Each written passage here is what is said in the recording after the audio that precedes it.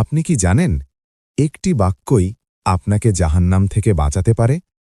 হজরত আনাস ইবনে মালিক রদিয়াল্লাহু আনহু বর্ণনা করেন, রাসূলুল্লাহ সাল্লাল্লাহু আলাইহি ওয়াসাল্লাম বলেছেন, যে ব্যক্তি লা ইলাহা ইল্লাল্লাহ বলবে আর তার অন্তরে যদি একটি জবদানা পরিমাণ ঈমানও থাকে, তাকে জাহান্নাম থেকে বের করা হবে।